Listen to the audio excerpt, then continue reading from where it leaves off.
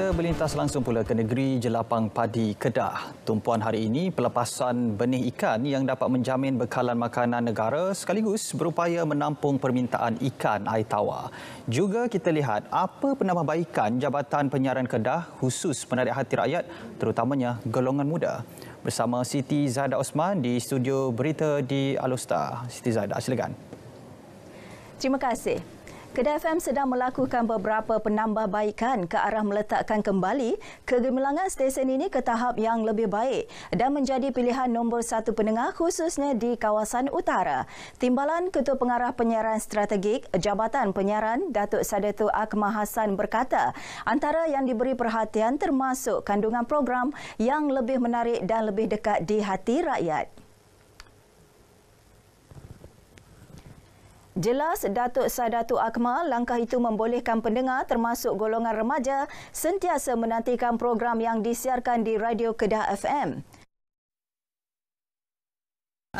Dan saya juga ingin melihat kandungan program pada masa akan datang ada disasarkan untuk kumpulan muda sebab kita ingin menarik kembali kumpulan muda untuk lebih mendengar radio kerana radio adalah platform terbaik untuk kita menyebarkan maklumat-maklumat dan berita dan untuk mendidik kalangan muda supaya mereka mendengar radio untuk mendapatkan maklumat yang betul jadi penggantungan kepada media sosial untuk maklumat ni kita bimbanglah kesahihan berita itu sendiri. Jadi ini adalah peranan RTM untuk menarik kembali pendengar di kalangan remaja.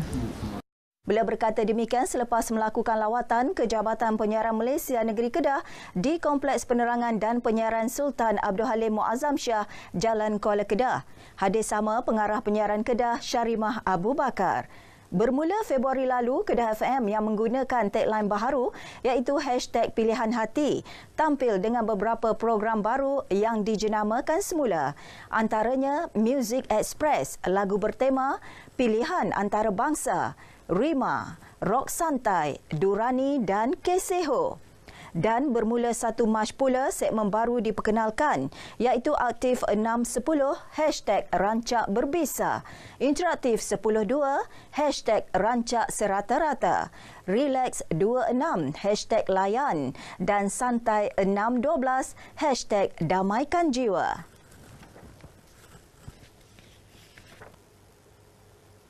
Sejuta batik percuma ditawarkan kepada penjawat awam di seluruh negara. Ia merupakan program tanggungjawab sosial korporat CSR oleh syarikat pengeluar kain bermotif batik moden dari Jitra. Raifili World Sendirian Berhad bagi memartabatkan industri batik moden di negara ini. Pengasasnya Siti Fitriah Harun berkata sejak dilancarkan pada 4 Mac lalu, kira-kira 30,000 batik percuma telah ditempah penjawat awam. Kempen 1 juta batik percuma akan berlangsung sepanjang tahun ini.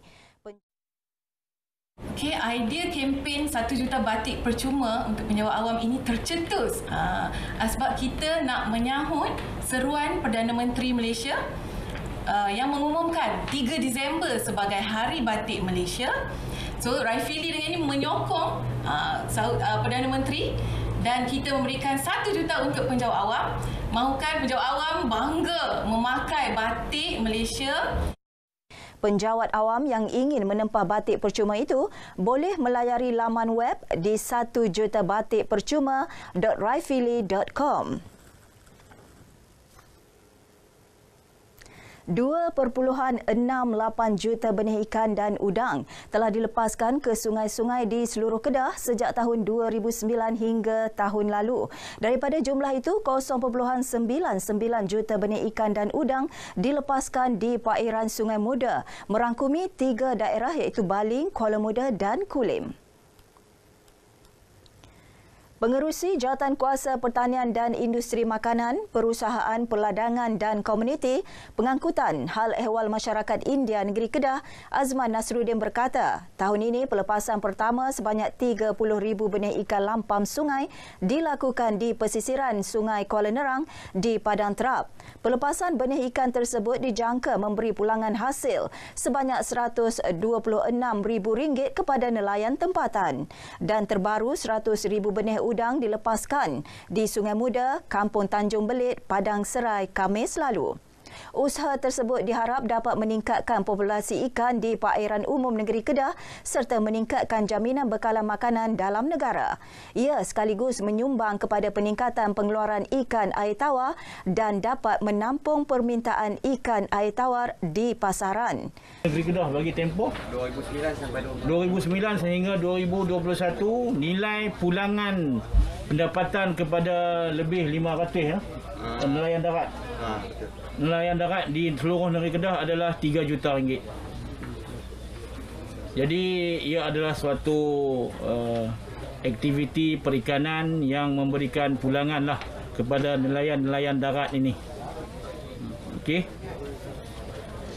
Beliau meninjau projek ternakan ikan dalam sangkar oleh Koperasi Nelayan Darat Mukim Sidam Kanan Berhad di Kampung Terap, Padang Serai. Selain meningkatkan amal ibadah, amalan bersedekah amat digalakkan dalam bulan Ramadan atas dasar membantu meringankan beban masyarakat termasuk institusi keagamaan. Yayasan Saleh Saidin tampil menghulurkan sumbangan kepada 50 buah masjid dalam kawasan Parlimen Kuala Kedah sempena program Ihya Ramadan tahun ini.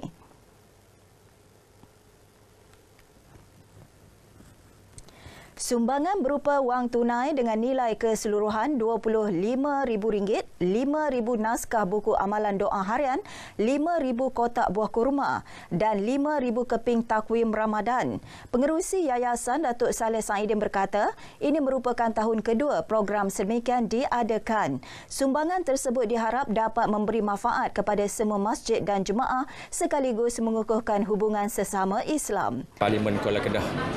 Dan setiap masjid itu pihak yayasan sumbangkan sebanyak RM500 untuk pihak masjid menjalankan aktiviti-aktiviti yang mereka rancangkan untuk jalankan sepanjang bulan Ramadan. Dan selain itu, setiap masjid juga dibekalkan dengan 100 kotak kurma dan juga 100 naskah buku doa.